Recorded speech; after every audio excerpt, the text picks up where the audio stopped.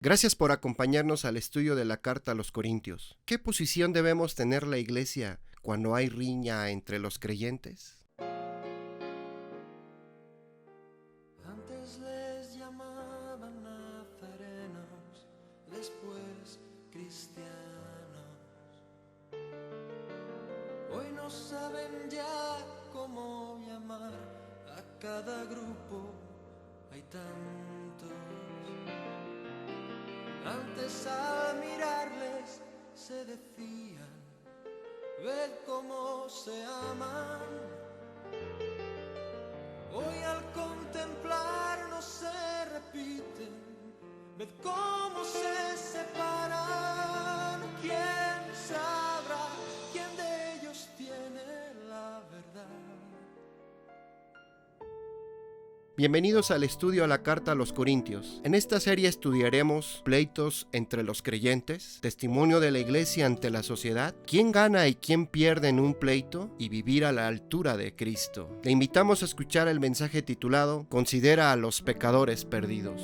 En la carta a los Corintios, en el capítulo 6, de los versículos 1 al 7 que esta ocasión estudiaremos, el apóstol San Pablo nos habla de la siguiente manera: ¿Osa alguno de vosotros, cuando tiene algo contra otro, ir a juicio delante de los injustos y no delante de los santos? ¿O no sabéis que los santos han de juzgar al mundo? Y si el mundo ha de ser juzgado por vosotros, ¿sois indignos de juzgar cosas muy pequeñas? ¿O no sabéis que hemos de juzgar a los ángeles? ¿Cuánto más las cosas de esta vida? Si pues tenéis juicios sobre cosas de esta vida, ¿ponéis para juzgar a los que son menor de estima en la iglesia? Para avergonzaros lo digo, pues que no hay entre vosotros sabio, ni aun uno, que pueda juzgar entre sus hermanos, sino que el hermano con el hermano pleitea en juicio, y esto ante los incrédulos. Así que, por cierto, esta ya es una falta entre vosotros, que tengáis pleitos entre vosotros mismos. ¿Por qué no sufrís más bien el agravio?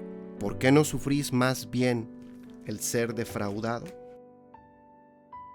El pastor Warren W. Wiersbe comenta lo siguiente: a lo largo de mis años de ministerio he visto los tristes resultados de las iglesias y sus miembros de las mismas que trataron de resolver sus problemas personales ante una corte. El único que realmente gana siempre es el adversario. Todos los demás pierden. Tanto como lo había hecho el hombre que fue culpado de incesto, los corintios que acudían a las cortes siempre estaban desprestigiando el nombre del Señor y de la iglesia, y era necesario que los disciplinaran. La iglesia de Corinto estaba perdiendo rápidamente el testimonio dentro de la ciudad. Los incrédulos no solo sabían lo referente a la inmoralidad en la asamblea, sino que también eran conscientes de los pleitos judiciales que involucraban a los miembros de la iglesia. Había no solo pecados de la carne, sino también pecados del espíritu. Por lo general, los griegos y los atenienses en particular eran conocidos por su participación en las cortes. El dramaturgo griego Aristófanes presenta a uno de sus personajes observando un mapa, preguntando dónde está ubicada Grecia. Cuando le señalan el lugar, él responde que debe de haber un error, porque no se ve que esté llevando a cabo ningún juicio. Se dice que en los Estados Unidos de Norteamérica está obteniendo rápidamente una reputación similar. No hace mucho, en un periodo de 12 meses, se entablaron más de 200,000 juicios civiles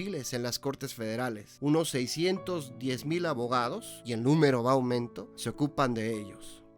Pablo detectó 3 tragedias en la situación de Corinto. En primer lugar, los creyentes estaban dando un pobre testimonio ante los perdidos. Aún los judíos incrédulos trataban los casos civiles dentro de las cortes en sus propias sinagogas. El hecho de llevar los problemas de los creyentes ante los injustos, como cita San Pablo, o los incrédulos, y discutirlos frente a ellos, era debilitar el testimonio de la palabra de Dios y el poder del evangelio. En un segundo plano, la congregación había fallado en el hecho de vivir a la altura plena de la posición en Jesucristo, puesto que un día los santos participarían en el juicio del mundo e inclusive, dice la Escritura, el juicio hacia los ángeles. La iglesia debe ser capaz de arreglar sus discrepancias aquí en esta tierra. Los corintios, basados en su orgullo y en su soberbia, se jactaban de sus grandes dones espirituales. ¿Por qué? qué? Porque pues no los utilizaban para resolver sus problemas, esos dones que el Espíritu Santo les había dado. Algunos estudiosos de la Escritura no concuerdan en el significado de la declaración del apóstol San Pablo en el versículo 4. Sería mejor que le pidieran al miembro más débil de la iglesia que arreglara el asunto antes de ir ante el juez más calificado, pero incrédulo. Otros dicen que la frase que son de menor estima en la iglesia se refiere a los jueces paganos, o quizás sea que Pablo está diciendo que Dios puede utilizar aún los miembros de menor estima en la iglesia para que disciernan su voluntad. A fin de cuentas, el resultado sería el mismo: mal que los creyentes lleven los juicios ante las cortes.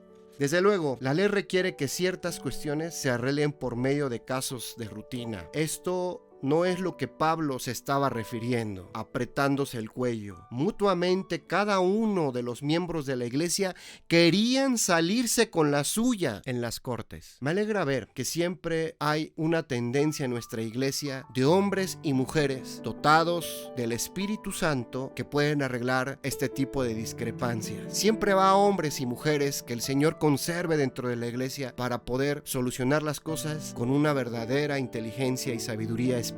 Pero regresemos al punto. Hay una tercera tragedia en la iglesia de Corinto. Los miembros que se demandaban mutuamente, escúchalo bien, por favor, iglesia, ya habían perdido. Aun cuando alguno de ellos ganara el juicio, ya habían incurrido en una pérdida mucho mayor, que es desobedecer la palabra de Dios, desobedecer la autoridad de Jesucristo. Entonces el apóstol San Pablo en el versículo 7, así que por cierto, ya es una falta entre vosotros. Se puede traducir, esto ya es una derrota completa entre vosotros. Indudablemente Pablo estaba refiriéndose a la enseñanza de nuestro Señor Jesucristo en el capítulo 5 de Mateo, de los versículos 39 al 42. Pero yo os digo, no resistáis al que es malo, antes a cualquiera que te hiera en la mejilla derecha, vuélvele también la otra. Y al que quiera ponerte a pleito y quitarte la túnica, déjale también la capa. Y a cualquiera que te obligue a llevar carga por 1 milla, ve con el 2. Al que te pida,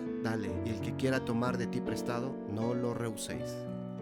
Recuerdo un estudiante de pastorado que me llamó una ocasión por teléfono para decirme que iba a entablarle un juicio a la escuela donde estudiaba. Al parecer, la administración no le permitía hacer algo que él creía que era necesario para su educación. Le aconsejé que se tranquilizara, hablara con el decano y se olvidara de la idea por completo. Siguió mi consejo y al hacerlo, no solo evitó dar un mal testimonio, sino que él creció espiritualmente por medio de esta experiencia y reflejó a Jesucristo como su Salvador. La Iglesia de Cristo debe de dar testimonio de Jesucristo al mundo. Debemos aprender que el único que gana en un pleito siempre será el adversario. Vivir en los estándares de la palabra de Cristo requiere sabiduría. Es mejor perder dinero o posesiones que perder a un hermano, además de perder mi testimonio.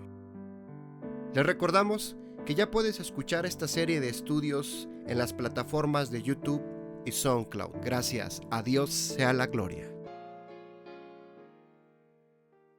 Antes les llamaban nazarenos, después cristianos.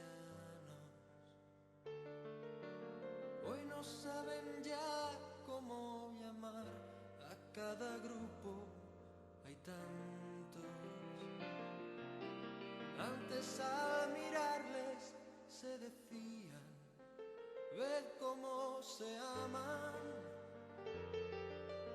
Hoy al contemplar